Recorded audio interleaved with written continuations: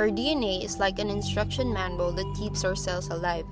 Every second, our cells rely on it to grow, divide, and function properly. But here's the scary part. DNA gets damaged every single day. And sometimes the damage is so severe that both strands of the DNA break.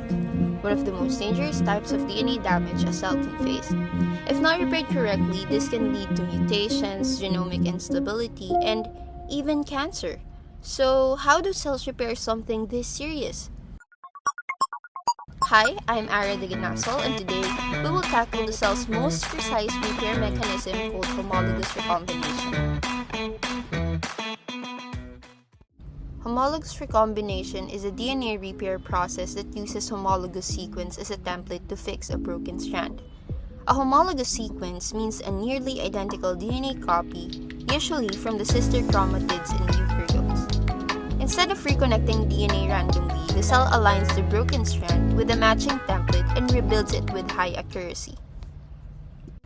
In prokaryotes such as bacteria, repair begins when a multi-protein complex called REC-BCD binds to the broken DNA ends. REC-B and REC-T act as helicases, unwinding DNA using ATP. When REC-BCD encounters a specific DNA sequence in bacteria called chysites, it produces a 3' single-stranded overhang. REC-A binds to the exposed single-stranded DNA and forms a filament that searches for homologous sequence. When a match is found, the strand invades the intact DNA, forming a D-loop. A strand exchange continues, an X-shaped structure called holiday junction forms. Proteins RUB-A, RUB-B, and RUB-C move and resolve this junction. RI-A recognizes the stalled fork and binds to the 3' end of the nascent strand, then reloads the replication machinery, restoring the fork so DNA synthesis can resume, completing the repair process.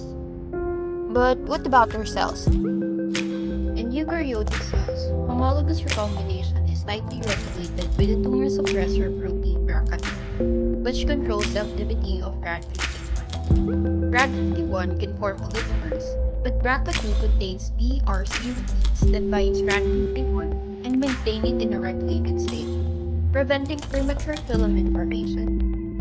BRCA2 activity depends on phosphorylation of serine BRCA1. When phosphorylated, BRCA2 cannot efficiently bind RAD51. After DNA double-strand break, BRCA2 becomes dephosphorylated, allowing it to promote assembly of the RAD51 nuclear protein filament on the single-stranded DNA.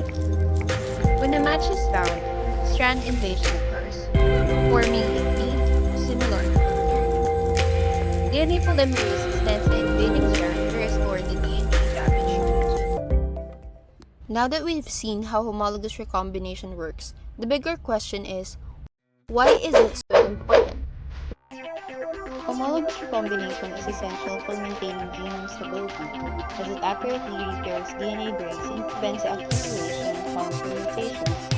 It also plays a crucial role in meiosis, where homologous chromosomes exchange inside the maturing possible, generating the genetic differences in types of the DNA.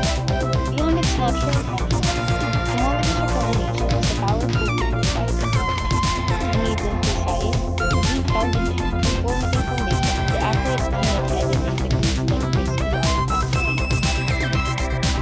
From bacteria to humans, the natural repair of the gene editing techniques, homologous recombination shapes the integrity of life. To summarize, homologous recombination is a highly accurate DNA repair mechanism that fixes double-stranded breaks using homologous DNA templates.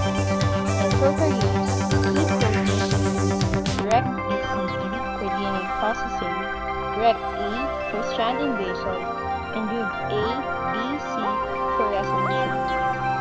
In eukaryotes, BRCA2 regulates RAD51 filament formation through phosphorylation control, ensuring recombination occurs only when necessary.